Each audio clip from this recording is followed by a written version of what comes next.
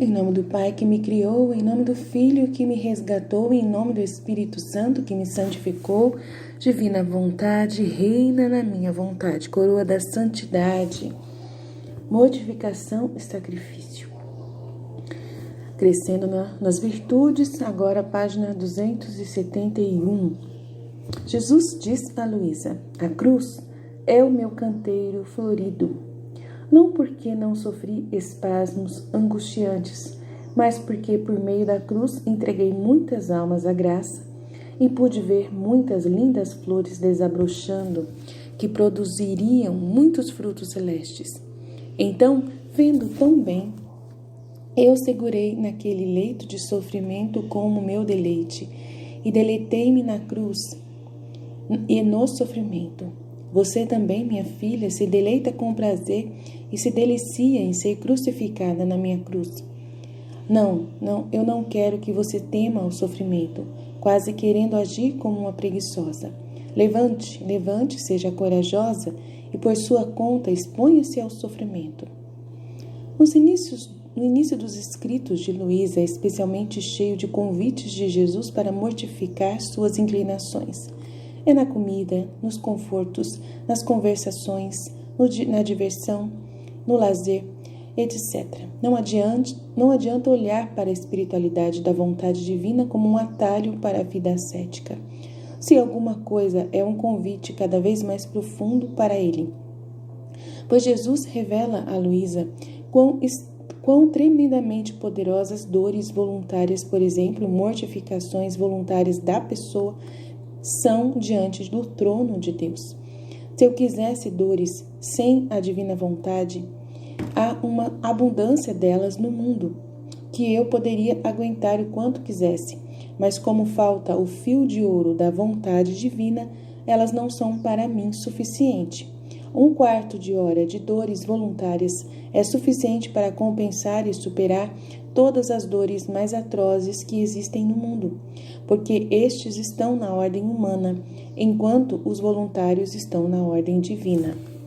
Assim, podemos ver que essas dores que empreendemos com o pleno consentimento e cooperação de nossa vontade têm força espiritual que supera tudo mais. Mas porque, em um nível mais básico, precisamos de mortificação? Porque um sopro do creme espiritual sempre faz a vontade própria. Laxidade e clemência na vida espiritual nunca terão sucesso. O aspecto decaído da nossa natureza, que odeia o crescimento na vida espiritual, garante que sempre tenhamos muitas desculpas se não formos superados pela disciplina e obediência. Por favor, não pense que você tem essa área da vida espiritual coberta apenas porque você tem 2 pequenas refeições e uma grande refeição na 4ª cesta de cinzas. São José Maria Escrivá disse que no dia em que você comeu uma refeição sem em algum momento mortificar a carne, impedindo-se de ceder completamente ao apetite, é o dia em que você come como pagão. Santa Faustina disse que é tão importante empreender pequenos sofrimentos de bom grado todos os dias, para que estejamos preparados para os grandes quando eles vierem. Certamente, somente a graça de Deus nos trará dificuldades, mas não esqueçamos que a graça também se baseia na natureza e assim não somos dispensados de fazer a nossa parte. Deus entende, sim, Ele está bem ciente da fraqueza da nossa carne. Ele também está bem ciente da força do Espírito que colocou em nós. Presumidamente, não devemos supor que ele ficará satisfeito com a recusa de exercê-lo. O jejum de comida é talvez a forma mais importante de mortificação. Hoje, essa disciplina é amplamente desaprovada por aqueles que dizem que jejuar de outras coisas é o suficiente. Isso não é verdade. O jejum, nos termos mais literais possíveis, é mais diretamente necessário hoje do que nunca. Em tantas aparições, Nossa Senhora está nos implorando para jejuar. Isso deve fazer parte da nossa rotina semanal, sob qualquer forma e em qualquer extensão discernirmos que somos chamados. Fazer por amor. Jesus quer que faz por amor, sem sacrifício. Regras não existem na divina vontade. Você faz quando você realmente sente amor por Jesus e deseja fazer. Na divina vontade, não é obrigado a fazer nada, né, sem ter o amor verdadeiro, tá? Então, se Jesus ele tá te utilizando para fazer alguma coisa e o jejum não é possível, você não precisa fazer jejum. Você agora é um noivo, você está com um noivo. A divina vontade, a pessoa está com um noivo. Então, ele não pediu para os apóstolos dele fazerem jejum enquanto estavam com o noivo. Então, nós estamos com o noivo, mesmo estando em um momento de tribulação no mundo do jeito que está, né? Mas a gente precisa sim fazer jejum se nós quisermos reparar, né, alguma situação. Se a gente é um intercessor, se a gente é um intercessor na divina vontade, aí a gente jejua, faz tudo que tem que fazer. Mas se a gente não é, a gente tem outro trabalho na divina vontade, Jesus quem vai decidir o que você vai fazer. E aí você pode ser dispensado em alguns dias, não precisa fazer todos os dias, e você faz aquele dia que você sente que é para o seu crescimento espiritual, que é para você ofertar para Jesus, né? E assim você faz. Então, se você quiser viver o dia inteiro de jejum, porque na divina vontade, Jesus e Maria faziam jejum o dia inteiro, para poder fazer a divina vontade, para poder dedicar o seu tempo para a divina vontade, né? Colocava a comida sempre em segundo plano. Então, a gente sempre tem o modelo de Jesus e Maria. Então, mas não é para fazer porque mais Jesus e Maria fizeram, é para imitar por amor, né? Entender que tem um motivo para fazer jejum, né? Que é o verdadeiro amor, de falar assim, eu me mortifico a minha vontade, é mortificar a sua vontade. Então, você pode mortificar a sua vontade de comer pão, você pode mortificar a sua vontade de comer leite, de beber leite, você pode mortificar a sua vontade de fazer o cabelo, de fazer as unhas. Então, você vai mortificar aquilo que mais é sua vontade humana que pede para você fazer, que você está apegado. Então, você mortifica. Aquilo que mais você está apegado, você mortifica. Né? Se você precisa de mortificar o celular, mortifica o celular. Então, é assim que é a caminhada na divina vontade. Você matando você mesmo voluntariamente. Tudo aquilo que é sua vontade humana, que você gosta tanto, que você mais se apega, você oferece para Jesus por amor. E oferece e fica, né, dedicado a imitar o exemplo de Jesus e de Maria, que viviam em jejum. Né? Jesus que fez 40 dias de jejum. Então, você pode imitá-lo, né, na quaresma, fazer 40 dias de jejum todos os dias para poder imitar Jesus. Imitar Jesus, ou então comer só legumes e frutas durante 40 dias na quaresma. Mas faz isso junto com a igreja, né? Junto com a igreja, né? Quando for um momento, você vai fazer junto com a igreja. Então, faça, bem feito, tá bom? Alguns dirão que a mortificação só deve ocorrer sob a estreita supervisão de um diretor espiritual, mas isso, no nosso caso, não é realista. Então, vamos passar para frente, que diretor espiritual sempre é um problema que a gente não tem.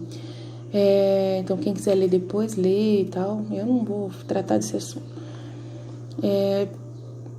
Quando se trata de mortificações maiores, penitências e sacrifícios, deve-se tomar muito cuidado.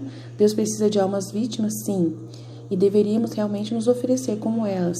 Mas considere que um sacrifício que é santo e agradável aos olhos de Deus é, de fato, aquele que causa menos sofrimento do que seria a sua ausência. O Filho da Divina Vontade, o padre que falou, falou que não precisa você ser vítima. Que não é essa a intenção da Divina Vontade. Que a gente, né, não seja vítima. Que a gente viva na Divina Vontade. E assim, o martírio de você dar a sua vontade para Deus já é tudo. Então, sempre tem uma imposição de Jesus. Ontem eu estava estudando sobre isso.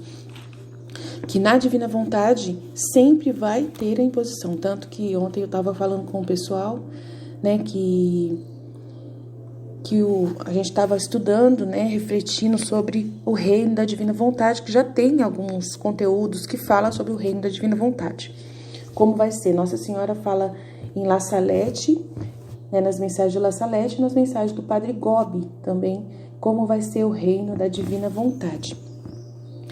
E assim, deu a entender que as pessoas vão estar num momento de paz, não vai ter demônio nessa época, e vai ser muito tranquilo, né? Vai ter uma nova evangelização plena mesmo. E todos vão saber consciente a vontade de Deus para eles. Todo mundo vai ter acesso pleno ao Espírito Santo. Mas, depois de um tempo, né, vivendo assim, né, com muita fartura de colheita, né, não vai ter fome, não vai ter sede, a gente não vai passar nenhuma situação, vai ser um Éden mesmo. Aí o demônio está preso nesse período, né, conforme o Apocalipse está preso. E depois ele vai ser solto para poder seduzir essas pessoas que estão no mundo vivendo. E ele vai conseguir seduzir pessoas que estão vivendo no reino da divina vontade. E serão milhares, tá? Conforme está na palavra de Deus. Então eu vou até ler o trecho do Apocalipse, que é até assustador você pensar que no reino da divina vontade, pessoas que estão abrindo mão da sua vontade humana totalmente, mas só que estarão vivendo na paz, né? Muitos estarão vivendo na paz, e o demônio vai chegar e vai conseguir seduzi-los, como seduziu Eva e Adão, Eva principalmente, e vai conseguir levar muitos pro buraco com ele. Então aqui, vou ler Apocalipse 20. Vi então descer do céu um anjo que tinha na mão a chave do abismo e uma grande algema. Ele apanhou o dragão, a primitiva serpente, que é o demônio Satanás, e o acorrentou por 1000 anos. Então vai ficar acorrentado durante o reino da divina vontade. Atirou-o no abismo, que fechou e selou por cima, para que não seduzisse as nações até que se completassem 1000 anos. Depois disso, ele deve ser solto por um pouco de tempo. Vi também tronos, sobre os quais se assentaram aqueles que receberam o poder de julgar. Eram as almas dos que foram decapitados por causa do testemunho de Jesus e da palavra de Deus, e todos aqueles que não tinham adorado a fera ou sua imagem, que não tinham recebido o seu sinal na fronte e nas mãos, né? O sinal do anticristo. Eles viveram uma vida nova, reinaram com Cristo por 1000 anos, né? A era da paz, o reino da divina vontade. Os outros mortos não tornaram a vida até que se completassem os 1000 anos. Esta é a primeira ressurreição.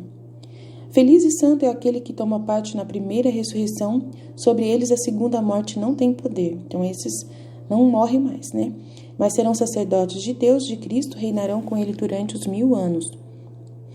Depois de se completarem 1000 anos, Satanás será solto da prisão. Sairá dela para seduzir as nações dos 4 cantos da terra, Gog e Magog, e reuni-las para o combate.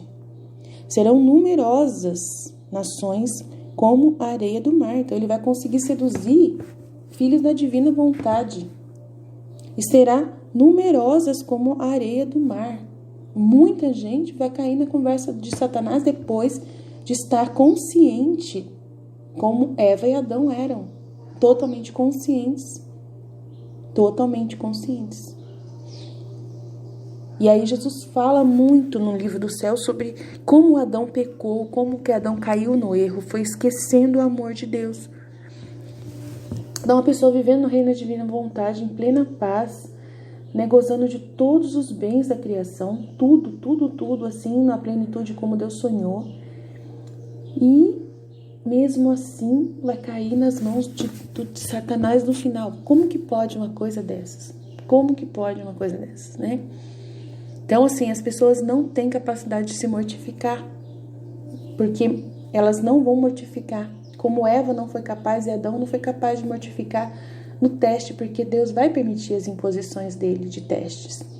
E nem sempre é uma coisa que é fácil de você entender por que você tem que não comer aquela fruta. Mas você tem que confiar em Deus, Ele é Pai. E mesmo nesse tempo do reino da divina vontade vai ter essas mortificações. A pessoa que vai se mortificar voluntariamente por Deus, porque vai ser espiritual esse reino. Jesus não vai estar lá no trono, dirigindo, falando o que pode fazer, não. Vai ser tudo pela ação do Espírito Santo. Então você que está vivendo na divina vontade hoje, eu que estou vivendo na divina vontade hoje, ontem mesmo eu passei por uma experiência que Jesus quis que eu passasse para poder aprender, né? De que você não pode confiar em você mesmo. E de repente essas pessoas lá vão confiar muito nelas mesmas, em algum momento, e não pode. Sempre tem que ter um medo de sair da vontade divina. E de repente, depois de um tempo que você está vivendo no Éden, como Adão e Eva, numa boa, aí você esquece. Você esquece que você tem que continuar amando Deus. Tem que continuar agradecendo. Mesmo você tendo ciência disso, mas você pode esquecer.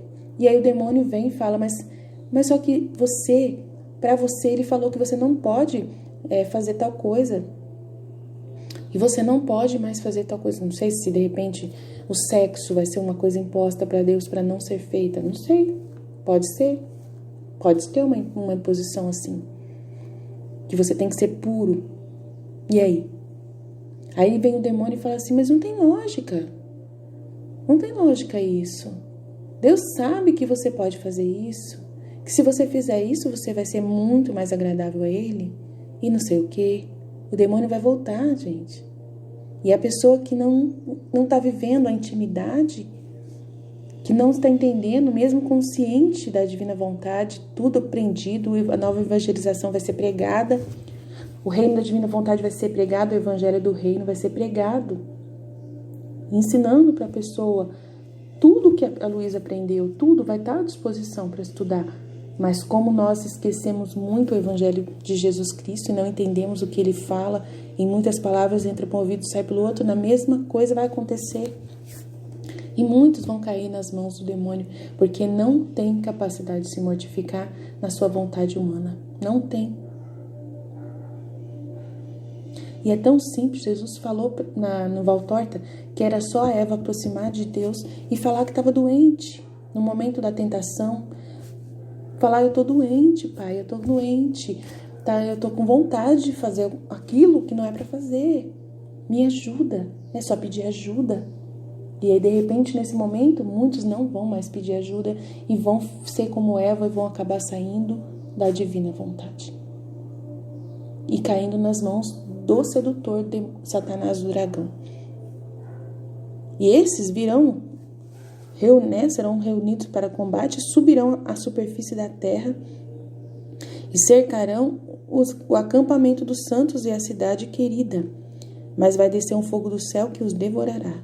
O demônio sedutor delas será lançado no lago de fogo de enxofre, onde já estavam a fera e o falso profeta, e onde serão atormentados dia e noite pelos séculos dos séculos. Veio então um grande trono branco, e aquele que nele assentava, os céus e a terra fugiram de sua face, e já não se achou lugar para eles. Viu os mortos, grandes e pequenos, de pé diante do trono, abriram-se os livros, e aí outro livro, que é o livro da vida, é o livro de Jesus, da vida de Jesus. E os mortos foram julgados conforme o que estava escrito no livro da vida de Jesus. Então, quanto mais você se aproximar de Jesus, quanto mais você imitar Jesus, você vai estar escrito no livro. Se você não imitar Jesus, é o padre que contou ontem. Ele falou que o livro da vida é a vida de Jesus. É a vida da humanidade de Jesus. Se você não tiver enxertado na videira, você é jogado fora, queimado. Então, a gente precisa entender que vai ter uma imposição, sempre vai ter uma fruta que você não vai poder comer. Sempre vai ter uma fruta e você não pode confiar em você. Não pode confiar. Maria, ela viveu na divina vontade e ela sempre tinha uma imposição de Deus. Sempre ela tinha uma imposição de Deus. E ela nem questionava. Tanto que ela ficou grávida. O maior exemplo de sofrimento de Maria na história de Maria foi essa. Ela ficou grávida. E simplesmente o Espírito Santo falou, eu cuido de avisar José sobre a sua gravidez. E o Espírito Santo demorou muito para avisar.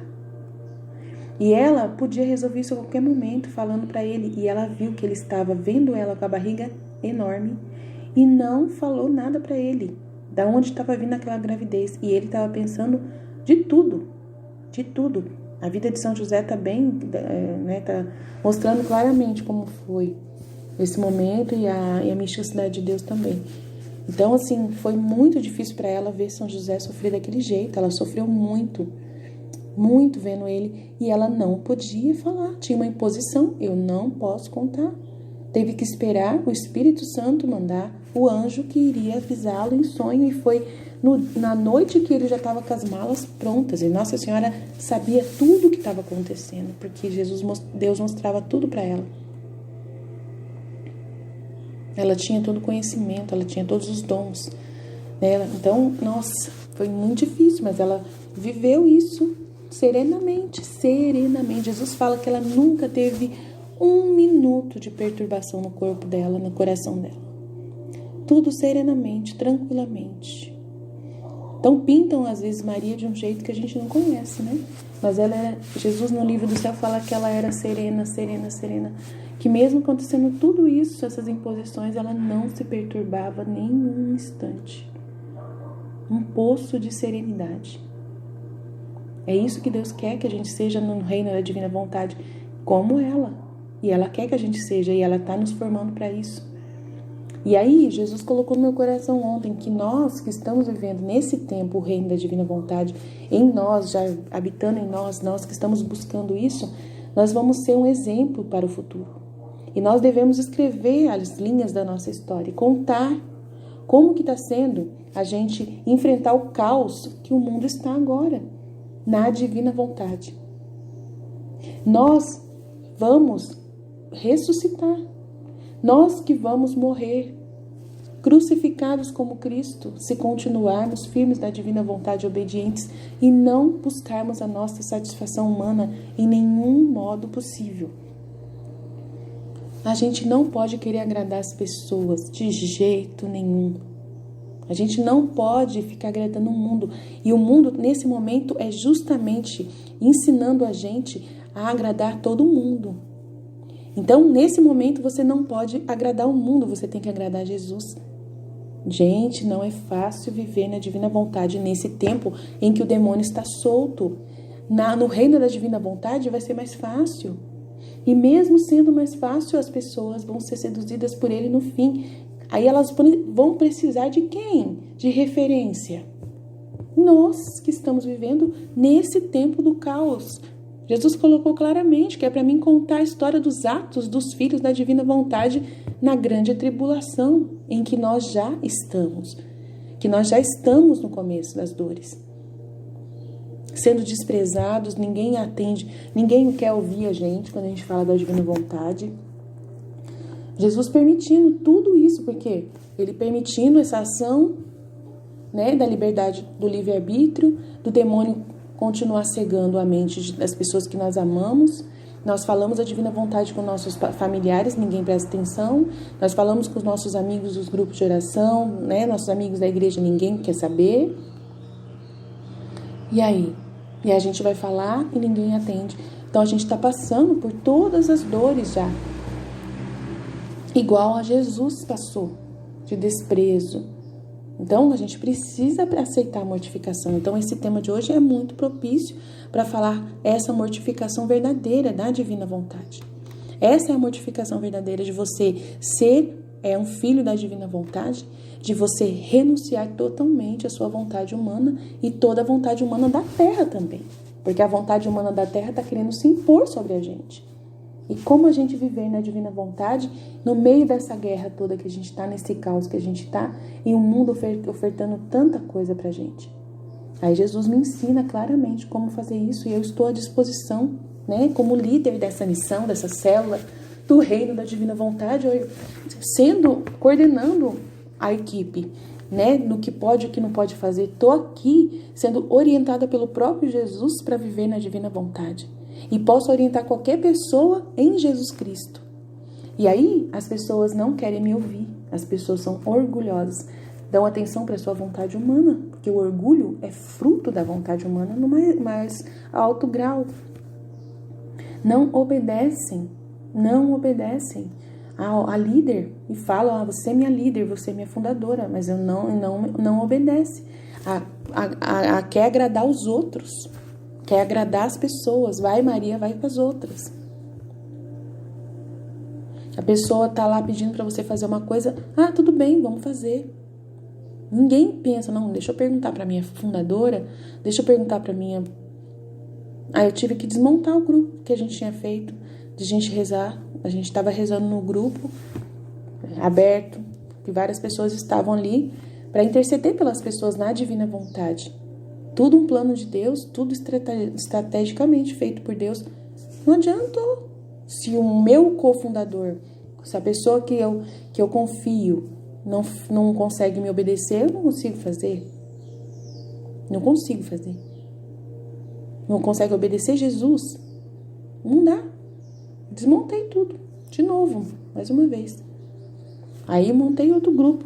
Eu vou fazer em outro grupo as orações da divina vontade. Porque Jesus, ele não quer que a gente dê esse tesouro, esse presente para porcos. Não quer que a gente dê para pessoas que não querem. Se as pessoas não querem obedecer, a gente não deve dar para elas. Só dá para quem quer obedecer. Aí tem pessoas que estão começando a caminhada na divina vontade e ainda não está entendendo. Não está entendendo. Tem gente que não está entendendo. Fica impondo coisas para Deus. Tem que ser do meu jeito. Tem que ser com um livro na minha mão. Se não for do meu jeito, eu não vou começar a consagração. Nossa, gente, se você quer ser consagrado a Jesus na divina vontade, a Maria no reino da divina vontade, qualquer material que você encontrar, mesmo que, olha, eu escreveria num caderno a palestra de Maria e as orações. Eu escreveria à mão no meu caderno. Eu não esperaria comprar um livro para poder chegar na minha casa para eu começar. Eu começaria hoje, quanto antes, mostrando o quanto eu quero viver na divina vontade. Jesus fica vendo essas coisas, ele fala, meu Deus, eu estou dando um presente tão grandioso e as pessoas ficam temporizando para poder receber. Quem fica temporizando está vivendo na vontade humana. Só pensa em si mesmo, não está pensando em Deus. Deus está em segundo plano. Desculpa, gente, eu ter que abrir o verbo aqui para vocês. Mas a minha comunidade é assim, está passando por essa situação. Aí a pessoa vai se sentir humilhada, vai se sentir desculpa. Se eu estou expondo você. A pessoa está se sentindo, chamada a atenção em público. Num vídeo. Mas eu já chamei atenção em privado, não adiantou, agora eu tenho que levar para a comunidade. Gente, se não tiver obediência, se não entenderem que tem uma liderança, se não obedecerem a regra do jeito que Jesus quer, são testes pequenos que ele permite, são testes. E esses testes mostram quem é a pessoa que está seguindo ele, quem realmente é a pessoa. E eu preciso fazer esses testes quando Jesus permite que seja eu que coloque os testes. E se a pessoa perde no teste, perdeu. Perdeu. O que eu posso fazer? Eu tenho que obedecer a Jesus.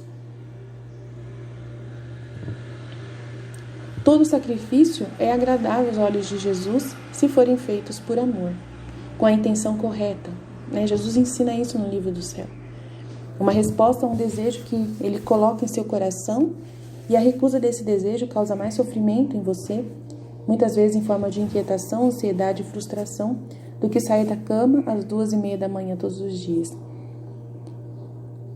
Para ilustrar o mesmo conceito em termos mais humanos, imagine sua amada mais próxima, presa no carro dela em um banco de neve, ao lado da estrada, a muitos quilômetros de qualquer sinal de vida. Vai demorar muito até que a ajuda possa chegar e ela sentirá frio, fome e sede. Você não preferiria estar com ela do que apenas ficar à vontade em casa? Participar do frio, da fome, da sede com ela não seria melhor do que suportar a tristeza de saber que sua amada sofre sozinha? E agora considere um exemplo cotidiano. Você chegou a um evento movimentado com antecedência suficiente para reservar um assento confortável e agradável. Quando o evento começa, você reconhece uma mulher idosa lutando para permanecer em pé no corredor. Sua escolha não tomaria o lugar dela? E suportaria o desconforto de uma longa duração de pé, na verdade, envolveria menos sofrimento para você do que vê-la com dor quando se sentar confortavelmente? É assim que devemos sofrer de redenção. Se não desejamos sofrer redentivamente, ou, em outras palavras, nos oferecer como vítimas em amor, em sacrifício de amor verdadeiro por Jesus, sendo Jesus, para as pessoas, temos um problema que devemos trabalhar para resolver, e não uma mera falta conveniente de um chamado para ser almas vítimas, né? E não é essa a intenção da divina vontade, que a gente seja almas vítimas, mas que a gente seja almas voluntariamente na divina vontade, vivendo, né? Vivendo para obedecer a Deus, custe o que custar, doa que doer. Né? Um jovem saudável realmente deve desistir de seu lugar para qualquer idosa lutando. Não é uma questão de discernimento, mas como pode se ver, requer amor. Então, vamos lá. É só o Daniel que está falando aqui, eu prefiro, né, passar para frente, porque tem muitos trechos de mortificação, muitos trechos sobre a mortificação no livro do céu, gente, muitos trechos. E eu preferiria falar dos trechos que Jesus fala do que o que ele está falando aqui, porque não está muito condizente com o que Jesus fala, sabe? Então eu preciso falar da divina vontade, o que é realmente útil para nós, que vai fazer a diferença, tá? Então eu vou terminar por aqui e vou deixar para poder amanhã pegar os trechos sobre mortificação e a gente faz um trecho 2, porque tem muita coisa sobre mortificação no livro do céu e ele não está tratando muita coisa aqui não, tá bom? Então vamos deixar assim: Jesus, eu confio em vós, fiat.